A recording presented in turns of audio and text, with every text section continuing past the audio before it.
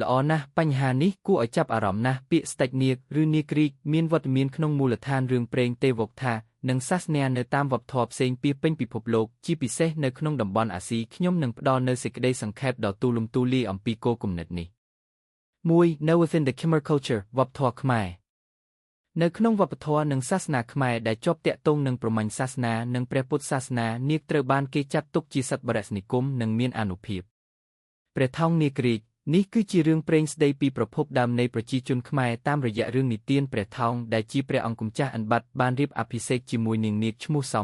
មាដែលជាបុត្រីស្តេចនាគការរៀបការនេះបានផ្សំផ្គុំជាតិសាសន៍ខ្មែរដោយផ្សំរវាងពូជពង្សមនុស្សនិងពូជពង្សស្នាគព្រះថោងបានទទួលរាជ្យពីស្តេចនាគហើយបានបដូរឈ្មោះដែនដីជាកម្ពុជាទេរឿងនេះបញ្ជាក់ពីទំនាក់ទំនងស្នេហារវាងមនុស្សនិងនាគនិងអត្តសញ្ញាណរបស់ជាតិខ្មែរ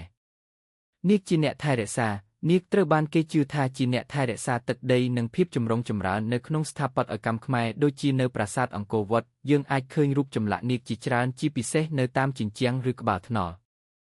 នាគក្នុងព្រះពុទ្ធសាសនានៅក្នុងព្រះពុទ្ធសាសនាមហាយាននាគត្រូវបានគេចាត់ទុកជាសត្វមួយក្នុងចំណោមសត្វអធិប្បាយចំនួន8ប្រភេទដែលថែរក្សាធម៌ពួកគេត្រូវបានគេជឿថាអាចផ្លាស់ប្ដូររូបរាងនិងជួយផ្សព្វផ្សាយព្រះធម៌ 2. នៅក្នុងវប្បធម៌ឥណ្ឌានៅក្នុងព្រហ្មញ្ញសាសនានិងព្រះពុទ្ធសាសនាដែលមកពីឥណ្ឌានាគត្រូវបានគេចាត់ទុកជាសត្វពិសិដ្ឋនិងមានអានុភាព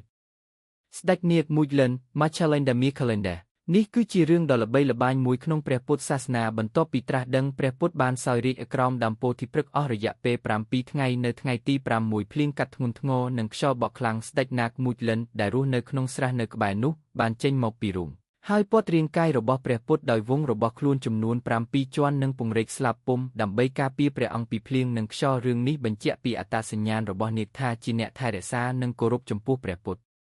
នាគក្នុងមហាវីរក្សរីនៅក្នុងរឿងមហាភារថនាគឈ្មោះកាលីយៈត្រូវបានគេរាយការណ៍ថារស់នៅក្នុងទន្លេលិមុនីហើយបានបំពុលទឹកនិងធ្វើឲ្យមានគ្រោះថ្នាក់ដល់ស្រុកភូមិព្រះKrishnaបានចុះទៅក្នុងទន្លេហើយឈ្នះនាគកាលីយៈដោ